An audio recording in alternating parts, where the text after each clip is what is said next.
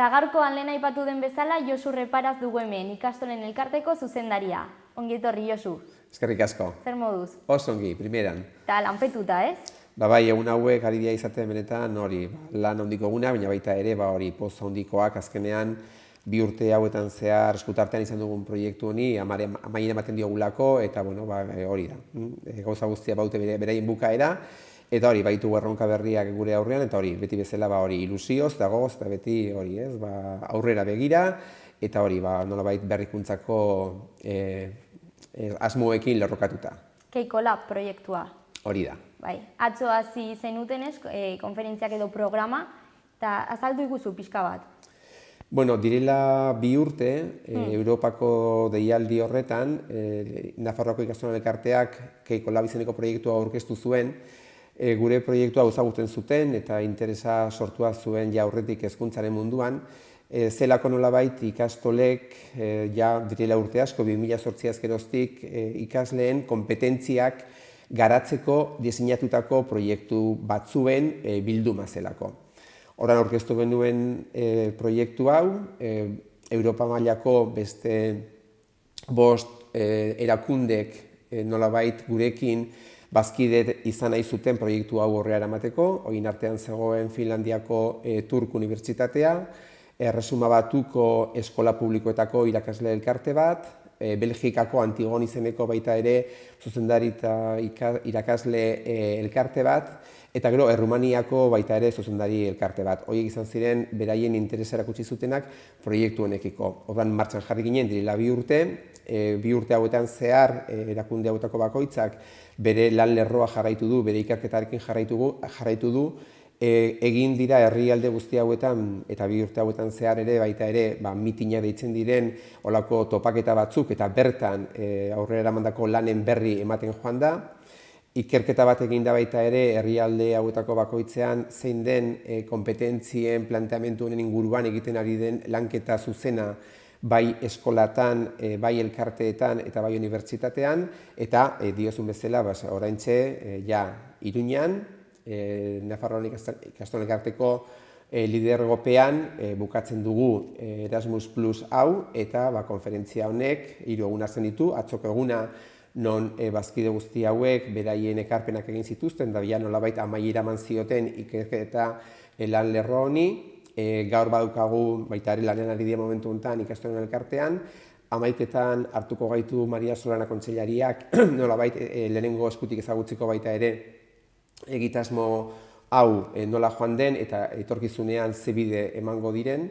Ondoren bagoaz Tafallako ikastolara, Garces de los Fallos ikastolara, zuzenean ikustera nola implementatzen den kompetentzien bidezko hezkuntza hau lehen hezkuntzan praktikan, ikasleek beraiek azalduko dute zein den beraien esperientzia, zein den beraien egiteko modua lan hauetan, eta bihar izango dugu ja azkeneko saioa, azkeneko konferentzia, eta bertan baita ere, gizartearen aurrean, emango da ezagutzera elkarte bakoitzak egin duen ikerketa, ikastolen elkarteak ere egingo du bere ekarpena, eta gonbidatu dugu UNESCOko Renato Operti hezkuntza munduan aditua eta goraipatua den pertsona nolabait itxiera emateko. Baita ere izango dugu era praktikoan 6 ikastolatako lehen hezkuntzako ikasleek proiektu ezberdinak azalduko dizkigute. Proiektu hauek beti daude lotuta arazo errealekin, arazo horiek maila akademikoa gainditu egiten dute eta ikaslea jasen dute beste eremu batzuetako egoeretan, egoera familiarrak, gizarteko egoerak, lanbideko egoerak, orduan pizka bat hori da bihar Cibiboxen ikusgai izango duguna baita ere, eta nola baita ere itxiera emateko jaso ikastolako ikasleek beraien musikalaren zatitxo bat eskainiko digute baita ere, momentu honetan kompetentzia artistikoak eta kompetentzia komunikatiboetan adibide ere badirelako. Eta izango dira gazteleraz, ingelesez eta euskeraz, ez?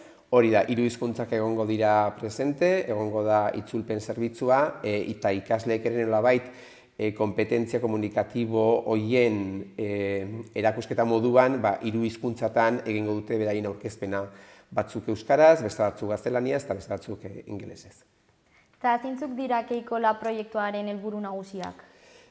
Helburuak justo horiek dira, daude lerrokatuta 2006an LOMCek lehenengo aldiz planteatzen zuen beste kontzeptu batzuen artean, kompetentzien bidezko hezkuntza. Momentu hortan baita ere Europako legeek ja nolabait markatzen zuten bide bat hezkuntzarenean, esanez ikasleak garatu behar zituztela beraien kompetentziak gizartean modu egokian integratzeko, etzela nahikoa ordura arteko ezagutza jabetzeko prozesu horrekin jarraitzea, baizik eta behar zela eman aldaketa bat. Orduan maila teorikoan aipatzen zen bide guzti honek ez zuen praktikan adibide zehatzik. Orduan ikastolak 2008an diseinatu genuen lehenengo aldiz proiektu bat, nolabait hezkuntzen plantamendu honi irtenbide bat emateko. Egia da, bide asko egon daitezkeela eta daudela kompetentzien planteamendu aurrera emateko, ora momentu honetan egin geno izan zen, momentu batetan, 3 hilabetearen bukaeran klase arruntak eten, ikasleak planteatutako problema erreal baten aurrean kokatu, eta ikasleek beraiek modu autonomoan, eta hori guretzako oso garrantzitsua da, modu autonomoan burutu behar zuten planteatzen zen egoera problematiko hori eta irteera bat eman behar zioten. Problema hau, zegoen ja diseinatuta dago, baditu bere motivazio ariketak, motivazio horretan dago baita ere ikasleak aldez aurretik berak egin behar du hori burutzeko behar dituen ezagutzen prozeduren errepaso bat, berak egin behar du, gero praktikan jarri behar ditu hainbat ezagutza hori konpontzeko eta nolabait bukaeran badago beti dago produktu bat. Eta produktu hori da, edo batzuetan da informe bat, edo da ikerketa bat, edo da jende aurreko aurkezpen bat, beti dago produktu bat. Eta ikaslea joaten da, prozesu guzti honetan izan dituen jarduerak bere portfolioan biltzen. Eta baita ere, momentu honetan, hau da ikaslearen planteamenduan aldaketa garrantzitsu bat, lehenengo aldiz jartzen delako horrelako aplikazio egoera batetan. Beste lan lerro bat ere Keikolabek ireki duena da noski irakaslearen formazioa, eta hori da justo hain bihar entzungai izango dugun ataletako bat. Garbi dago planteamendu hau aurrera eraman izateko arrakastaz irakaslegoaren formazioan urratsak eman behar direla, ez du balio metodologikoki aldaketarik eman gabeko irakasle batek, bere egiteko moduan eta ezagutza ez dago bakarrik irakaslearengan, baita ere dago beste gehiagoko kideengan, dago beste hainbat materialetan, orduan bai ematen da aldaketa bat irakaslearen rolean baita ere. Orduan hori izan da beste atal garrantzitsu bat.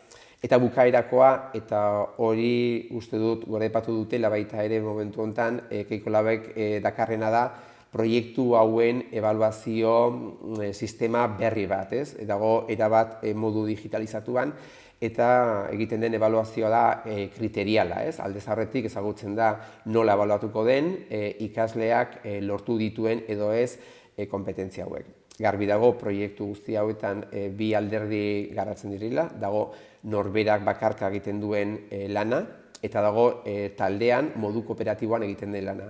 Baina egia da, azkenean norberaren kompetentziak norberarenak dira. Esan dut, eta azkenean dagoen modu bakarra bakoitzak lortu dituen trebetasun horiek eta gaitasun horiek neurtzeko da bakarka egiten diren jardueren bitartez. Keikolabek badauka abiapuntu garrantzitsu bat, 2007an hasi ginen lehenengo aldiz entzuten baita ere Xavier Royers, Lovainako Unibertsitateko irakasle bat, gaur egun dagoena hori, konsideratua kompetentzien mundu honetan aditu garrantzitsu bat, eta berak aipatu zituen lehenengo 4 oinarri Delors legean ere nolabait agertzen direnak. Eta da, hezkuntza sistema berritzaile batek eta kompetentzietan oinarritutako bide batek 4 zutabe garatu behar zituela. Zutabe horietako bada ikasleak ikasi behar zuen norbera izaten, eta hor dago autonomia, sortzaile izatea, arduraz jokatzea. Ikasi behar zuen ezagutzen, Eta ezagutzen da, hori ez, alderdirik klasikoena, ezagutzak jasotzen, prozedura jasotzen, ikasi behar zuen egiten, eta hori da ekintzailetasuna. Orduan, proiektu guzti hauek hori dute, ikasleak proiektu bat egin behar du, gauzatu egin behar du. Eta produktu hori izango da, berdin zait, gida turistiko bat egitea, nerabeei zuzenduta herri zehaz batetan, edo izango da, hori ez, ONG batekin, elkarlan batekin, eta ikusi nola dagoen gosaren egoera munduan, eta horri nola baiteko irtenbide bat emateko proposamen bat egin. Eta gero, azkeneko zutabea da elkarrekin bizitzen ikasi. Garbi dago, besteen ekarpenak errespetatzen ikasi behar dute, elkarrekin egoten ikasi behar dute, eta aniztasuna errespetatzen ikasi behar dute. Orduan, lau zutabe horiek ditu ardatz Keikola proiektuak. Eta familiengan adibidez eragiten aldu ere? Begira, proiektu hauetan esan dugu eremu akademikoa gainditu egiten dela. Hemen ezagutzak ez dira mugatzen honelako egoera jakinetara. Hezkuntza klasiko batek egiten zuena izan zen, izaten zen aldiz ikasi hiruko erregela bat egiten, eta planteatzen ziren problemak edo buruketak ziren justo horren aplikazio zuzena egiteko momentu hortan. Osea, zen oso previsiblea. Proiektu hauek jasen dute ikasla beste egoera batetan, eta eremu familiarrak hartzen du bere tokia eta bere garrantzia. Eta eremu familiarrak dauka noski bere pisua hor. Askotan, familien ekarpenak ere jasotzen dira. Familiak badakite ze proiektu burutuko diren, proiektu horiekin ez ditugu kompetentziak modu horrela askean planteatzen eta berdin da, proiektu bakoitzak ja dauka definituta ze kompetentzia garatuko diren, ze kompetentzia digital bideratzeko pentsatua dagoen, ze kompetentzia linguistiko komunikatibo garatzeko pentsatua dagoen, ze kompetentzia matematiko lortzeko diseinatua dagoen, eta orduan familiek hori guztia ezagutzen dute aldez aurretik, eta badakite baita ere nola izango diren ebaluatuak beraien seme-alabak. Eta adibidez, planteatu direnean problema desberdinak, familien ekarpenak eta familien laguntzare oso garrantzitsua izan da horretan. Eta, Keikola programa zabalago baten barne koka daiteke ez, blog?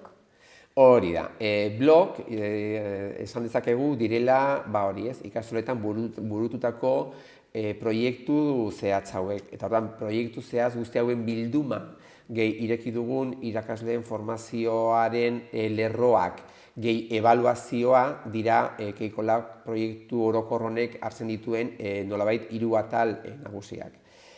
Nik uste dut, adibide bezala balio dezakeela 2008an, Lizarra ikastolan nengoela, diseinatu genuen lehenengo aldiz honelako blog hauetako bat. Eta blog hori zen, egoera zen oso erreala, zer egin dezakegu ikastolan energia aurrezteko. Horan, ikaslea planteatzen jasen dituzu egoera erreal baten aurrean, eta egoera hori da, dago konsumo pilo bat daude, horan, ezin da ezberdintasuna ikasleak jarri bat zituztela praktikan aldez aurretik jasotako hainbat ezagutza, eta ez justo aurreko egunetan, baizik eta izan zitezkeen direla 2 urte jasotakoak, eta direla urte jasotakoak. Eta hau da arazo erreal bat, horan ikasleak taldeka egin behar zuten datuen azterketa bat. Joan behar ziren idazkaritzara, eta eskatu behar zituzten adibidez, berogailuan, argian, urean, eta egondako konsumoak azkenengo urteetan. Konsumoik aztertu egin behar zituzten, ikusi joerak, ea zen gorunzkoa, berunzkoa edo bazeuden horrelako pikoak, beraz hor estadistikako ezagutzak aplikatu behar zituzten, energiari buruz ikasitakoak baita ere, jakin behar zuten estadistikako horiek interpretatzen eta baloratzen, eta gero zetorren modu autonomoan eta sortzaileaz zer planteatu dezakete ikasle hauek, zezaketen ikastolan energia aurrezteko.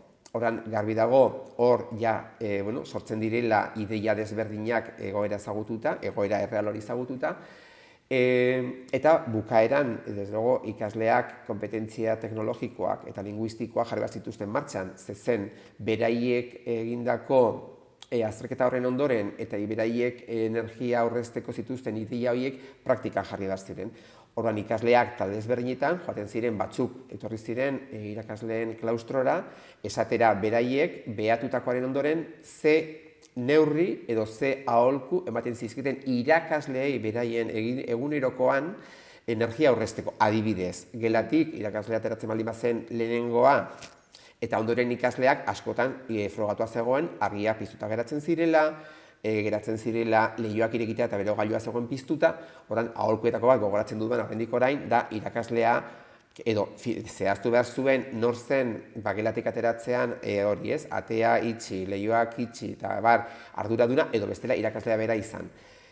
Baita ematen ziren iradokizunak eta aholkuak ikasleentzat. Ordan hemen momentu honetan ikasleek egiten zuten aurkezpen bat modu digitalean, beraien proposamenak aurkezteko, beraien burua aurkeztu zuten nortzuk ziren, zer lan egin zuten eta zertara zetozen, hor beraien gaitasun linguistikoak ere praktikan jartzen ziren, eta hori bai idatziz eta baita ere ahoz, eta egia da ez dela gauza berdina ahoz zuzentzea irakasle klaustro bati, edo lehen hezkuntza lehenengo mailako ikasle talde bati, edo zuzendariari edo atezainari. Ordan talde bakoitzak bere ekarpenak egin zizkion, aipatu ditudan talde hauetako bakoitzari. Ordan hori izan zen lehenengo adibidea, eta honekin bai sortu zen izugarrizko, hori ez, erabat modu sistematikoan zeintzuk dira ikasleak arrakastaz eta autonomiaz burutu ahal izateko proposatzen zaizkion jarduerak hasieratik bukaerara, ez, motivazio egoeratik bukaerako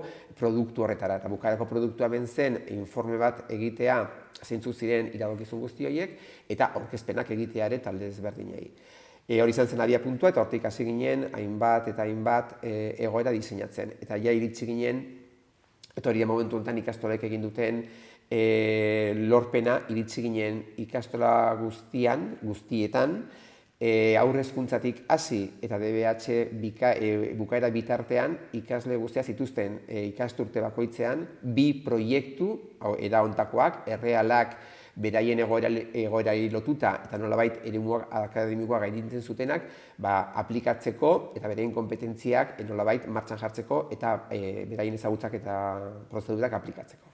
Nolako prozesua da guzti hau diseinatzea? Ze konplexua da, ez? Hainbeste adin eta... Nik uste dut dagoen lan atzean da izugarria. Izan da urtetako lana, izan da hausnarketa lan prozesu garrantzitsu bat, egon da lan sistematiko bat eta izan dugu ere kanpoko laguntza noski hau dena modu egokian, koherentean egin ahal izateko. Eta nik uste dut aipatzekoa da baita ere ikastolo beti izan dugun espiritua, gure ezagutza eta gure esperientzia ere jartzen dugula gizartearen eskutan. Guzti hau CITES batetan bilduta dago, ordan CITES horretan aurkitu bezakegu horrela, ez? Mailaz maila, haurrezkuntzako lehenengo maila, bigarren maila, hirugarren maila, ze proiektu dauden maila horietako bakoitzean, eta proiektu horietako bakoitzak dauka irakaslearen atala eta irakasleari ematen zaio zein den bere metodologia, bere jokaera, aportatzen zaizkio ze material behar dituen proiektu hori arrakastaz burutu ahal izateko. Dago oso diseinatuta eta oso garatuta irakaslearen egitekoa eta irakaslearen metodologia.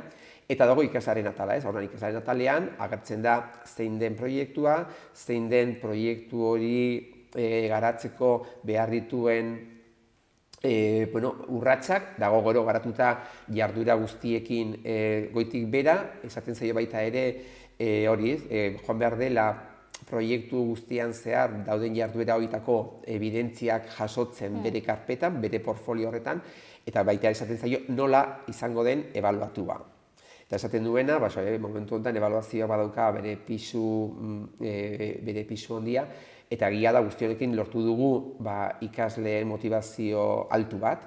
Ikasleak egoera erreal hauetan sentitzen dute ikasten dutena ez dela bakarrik benetakoa, noski suposatzen da izan behar dela, baizik eta dela erabilgarria. Eta orduan, ikasi duten guzti horrek badaukala enkajea eguneroko bizitzan, baduela enkajea beraien arazoetan, eta ikasten dute, hori, nolabait ikastolak direla bizitzako eskola, ez? Eta orduan, ikasten duten guztiak baduela erabilgarritasun bat baita ere beraien bizitzan.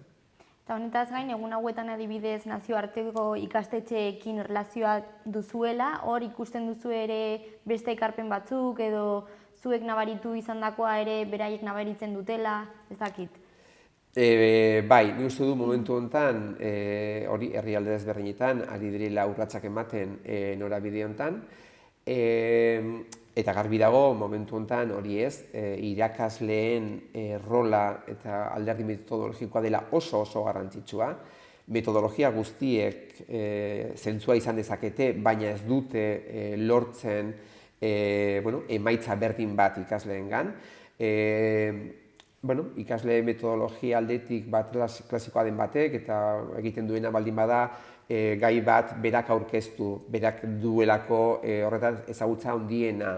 Gero jasen baldin baditu testo-liburu batetan dauden jarduerak egiten, gero jasen baditu berriro egindako jarduerak irakurtzen eta bukaeran hori ebaluatzeko azterketa teoriko bat egiten baldin badu, garbi dago metodologia horrek zentzua izan dezake, baina metodologia horrek ez du eragiten pentsamendu gehiegi, metodologia horrek ez ditu jartzen ikasleak nolabait benetan aurretik lortutako ezagutza horiek nolabait aplikatzen egoera erreal batzuetan. Orduan, irakaslearen rola momentu honetan da lehentasuna hartu duen atal bat, eta gure bazkide hauetako bereziki Erresuma Batuko irakasle elkarte horrek eta Finlandiako Turkuko Unibertsitateko irakasleek horretan jarri dute indarra eta behar emango dituzte ezagutzera beraien ondorioak, ez? Eta ze urrats eman behar diren irakasleen rolean. Eta, deslogo, garbi dagoen gai bada, irakasleen formazioan inbertitu egin behar dela, irakasleen formazioa oso garrantzitsua dela, eta metodologikoki aldaketak eman behar direla hurbilpen honetara iristen joateko. Eta egun hauetan egiten ari diren ekintzak nori daude zuzendutak?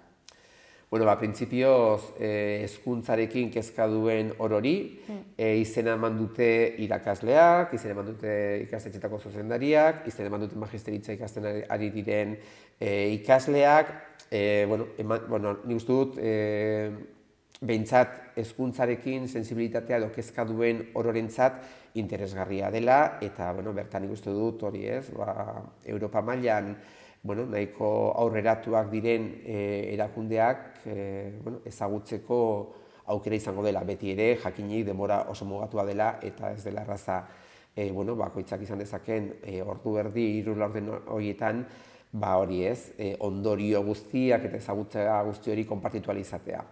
Bai sortu dugula baita ere olako webgune bat eta bertan Keiko Laben landutako esperientziak bai ikastetxeetan, proiektu zehatzak eta ondorio guztiak bertan bilduko dira eta hori noski irekia da eta konpartitzen da baita ere gizartearekin. Eta oraindik inskribatzeko aukera aldago?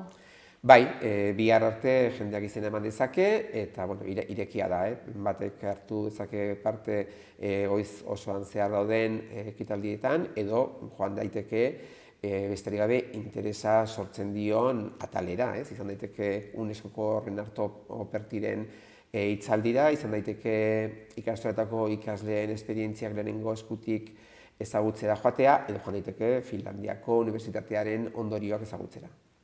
Eta dagoeneko orain etorkizunean pentsatzen ere, ez? Proiektu gehiago edo nola ikusten duzu etorkizuna? Garbi dago hezkuntzaren munduan ezin gaitezkela izan konformistak, gizarte aldakor batetan gaude, gure ikasleak ere jarri behar ditugu nolabait etorkizuneko egoera hoietan ahalik eta hobekien kudeatzeko gaitasuna garatzen, horra garbi dago orain dela 100 urteko metodologiek, orain dela 100 urteko bideek ez dutela balio, eta beti urrats berriak aurkitu behar ditugula, ikasleak izan daitezen aldaketaren protagonista. Ez daitezela bakarrik ohitu aldaketetara edo ikusi nola ematen diren aldaketa, baizik eta izan daitezela aldaketa horietako protagonista. Eta hortarako, nik uste dut, hezkuntzarekin lotura dugunok izan behar dugula beti kezka, egon behar dugula beti malgutasunez irekita prest egoteko, eta egia da momentu honetan ikastoletan ari garela, horrendik egoiz da aurreratzeko ari gara urdatz batzuk ematen, nolabait hori ez, jasangarritasunez eman daitezkeen proiektu berritzaile iraunkorrak sortzeko, eta horrek sortzen du baita sortuko du dinamika bat ikastoletan. Ari garaia baditugu ideiak esku artean, eman ditugu lehenengo urratsak, eta hasi gara ja nolabait ere hurrengo urteko formazioak eta bat planifikatzen lerro horretan. Eta egun hauetan edukiko duzuen ekintzetan, ze espero da? Bueno, nik uste dut espero daitekeena da, konpetentzietan oinarritutako hezkuntza honek ze bide izan beharko lituzkeen etorkizunean. Konferentzia honek balio beharko luke hori ez, oinarri sendo batzuk ezartzeko eta aurrerantzean ondorio horiek aplikatzen joateko eskolatan. Garbi dago, hasieran diseinatu genituen proiektu haietatik 2008an gaur egungo proiektuetara aldaketa handiak eman direla, eta erraztu egin dela baita ere nolabait adibidez ebaluazioa. Orduko ebaluazioa zen nahiko farragosoa eta konplexua irakasleentzat, eta gaur egun bideratua dagoen ebaluazioak asko errazten du lan. Orduan, ari gara ere fintzen, eta orduan guzti hori bai ikasleen rola ikasleen egitekoa, irakasleen rola irakasleen egitekoa, eta ebaluazioaren nondinorakoak izango dira 3 ardatzak, eta horiek nolabait gizarteratu egingo dira, eta litekeena da, horietan ematea nolabait hori ez, euskarri batzuk eskoletan, kompetentzien bide honetan jarraitu ahal izateko. Oso ondo, eskerrik asko Josu. Zuri. Eta hurrengora arte. Oso ondo, mila esker.